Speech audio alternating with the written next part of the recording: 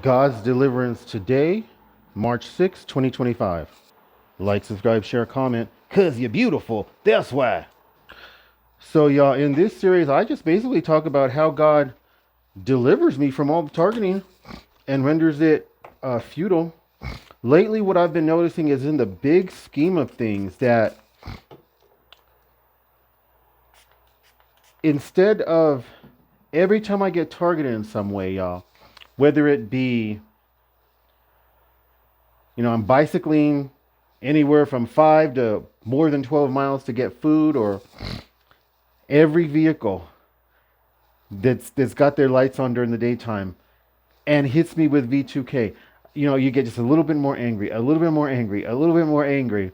And before you know it, you gritting your teeth, you cussing under your breath. Maybe you fantasizing about doing something against them. Vengeance is mine, thus saith the Lord. Y'all got to remember that. But I just did it's about a 10-mile bicycle trip to get food, and um, I'm just like, God delivers me from all this targeting, you guys, because um, it's like every time they was doing that, y'all, it was the opposite. It was like it just made me want to smile and laugh more and more at them, for targeting me. The joy of the Lord is my strength. So it was like, y'all, I'm finna prepare some food, y'all. So this is what I do to my beard when I make food, so I don't get food in my beard or as much. Sometimes I might get a little food in my beard anyway. Um, yes, a few of them, the Lord had me laughing like out loud. I try not to laugh too loud because I don't want them to hear me, and it'd be like I'm trying to laugh them to scorn, like it's like taking out my anger on them, but in a passive aggressive way. Once in a blue moon, they might hear me laughing at them, but one guy, I'm riding my bicycle past this truck, and this guy comes out to get into that truck, of course, to block me. And then he stops, like, oh, like he didn't realize he was about to get in my way. So I say, oh, thank you. And he doesn't respond. And then I continue with my bicycle ride. And once more, I say, God bless you. Thank you. Y'all, about 3 or 4 blocks up the road, I could have sworn it was the same guy, y'all. I had to start laughing. And I was like, is that the same guy that was like 3 blocks now? He like dove ahead of me so that he could pedestrian gang stalk me, right? So sometimes it is very humorous. And he crossed, like, to get across the street before I would get to him, like, almost like he was intentionally trying to make sure I couldn't easily see his face. I'm still not 100% sure it was the same guy, but it could have been. It looked like him. So the Lord be having me trying to laugh at them and stuff. But like I said, not in a passive aggressive way so as to try to just, make them mad and get back at them. So generally speaking, if I'm laughing, I do it quietly, and they're not gonna be able to hear it. And I try not to, go out of my way to make them see me. But in this process of them blocking you in, y'all know this. Sometimes Cheyenne is unique, but sometimes block after like every time you hit a block, there's a car pulling up. There's a car pulling up, right? Because each time the goal is to try to make you just a little bit more mad, a little bit more mad, a little bit more mad because they blocking you in. But instead, what the Lord had me doing was smiling like I'm doing now, and then nodding my head to them, looking at them, nodding my head to them, even if they were in tinted windows, which y'all know so many of them are. But it just goes to show how law enforcement is a part of this, because how can so many people have tinted windows when tinted windows are not even legal in many states?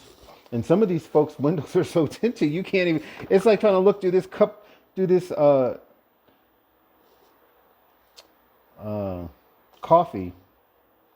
this pot of coffee, y'all. Like, you literally cannot see into their vehicle. I see why some TIs be saying, "Oh, those are demons. Those are reptilians in those vehicles." They're not. They're human beings. I'm pretty sure. I've seen some human beings get out of them vehicles. You know that you won't be able to see them otherwise. But yeah, they're because the Bible don't talk about reptilians and shapeshifters, and that demons can so easily manifest themselves in these extreme ways. The only shapeshifter, and this is a good thing. This is a compliment and a praise and glory. It literally is God. We know God appeared to Job in a whirlwind, to Moses in a burning bush, to the people of Israel in as he was leading them through the desert in a cloud, in a pillar of cloud by day and a pillar of cloud by night. The Lord has appeared as in sort of like exalted divine human form. God can take any form he chooses. But there's not we don't got like a lot of you TIs, y'all don't even like you want to talk about the Bible, but you just want to draw on everything. The Bible don't call them fallen angels. The Bible overwhelmingly the Bible refers to them as demons. We know that they're angels who rebelled against God, but TIs just there's something else. They will draw on a little bit of everything, and nothing that they're doing is helping. And if they would do like what my channel tells you to do, because the Lord has told me to teach and preach this, and y'all would pay tithes and offerings, help the poor. Okay, pause here. I'm going to give y'all some scriptures. Malachi chapter 3, Matthew chapter 25, Isaiah chapter 58. Yeah, I'm trying to take me some aspirin because I got a headache. Okay, finally. Psalms 41, 1 through 3, Ezekiel 16, 48, 49. These scriptures tell you that you are, if you do not pay your tithes and offerings, these scriptures tell you that you're cursed. You're robbing God. You are committing one of the abominations that led to the destruction of Sodom and Gomorrah. I don't want to curse y'all, TIs. I get nothing out of this. And I'm not cursing you. I'm telling you, God curses you in Malachi chapter 3. Read it. Again, for not helping the poor, the homeless veterans, homeless TIs, sponsoring children in the third world through World Vision, where you can save entire families from starvation just by paying $39 a month.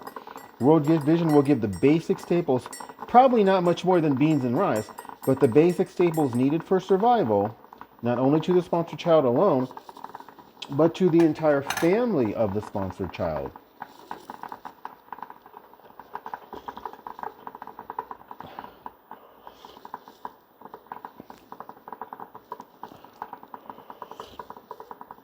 And then of course, Ezekiel 16, 48, 49 says, this was the sin of your sister Sodom. She had pride, excess of food, prosperous ease, and she did not aid the poor and the needy. I've seen what TIs be spending money on. Y'all spending money on stuff you don't need to survive. You know there are homeless folks all over the world, all over the country. You know there are homeless veterans, homeless TIs. You know there are people starving to death in the world.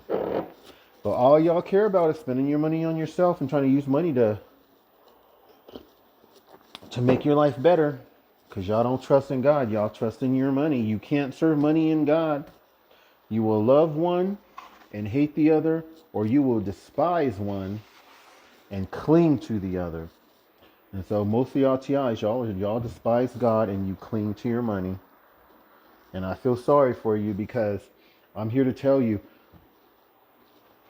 and you need to ask God to make you to do this, because God has made me pay my tithes and offerings. I could say no, he don't, put a gun to my head, but he makes me pay them. He makes me pray to him 2 hours and 24 minutes a day minimum, particularly during the witching hour, 12 midnight to 3 a.m. Because the Lord makes me do this, I get to experience all of his miracle work and power on my behalf, and him rendering this program little more than a pathetic joke for me. God's deliverance, you guys. This program could have me stressed out. It could, but it don't. And that's one of the things I most love about God, y'all, is the fact that This program, they gave me a thing of garlic bread. I want to try to see, well, what, like, do I have to see all this? All when they give me bread, y'all, I put the bread in the freezer. Okay, so it's cut in half. It's cut in half. It's cut in half the long way, so that's good.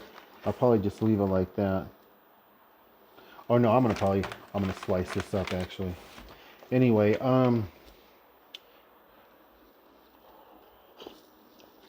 the Lord makes me pay my tithes and offerings. He makes me help the poor. He makes me pray to Him. And I'm telling you guys, I'm telling you, beautiful voting chat, if you do this, you're not going to be stressed, you guys. TIs are turned to so much crap to deal with their constant stress. Some of y'all have turned to fornication. Some of y'all have turned to mysticism, spiritism. That's not biblical. That's out of the bounds of the Bible. Human knowledge, constant contact with other TIs every single day or multiple times every single day instead of constant contact with God.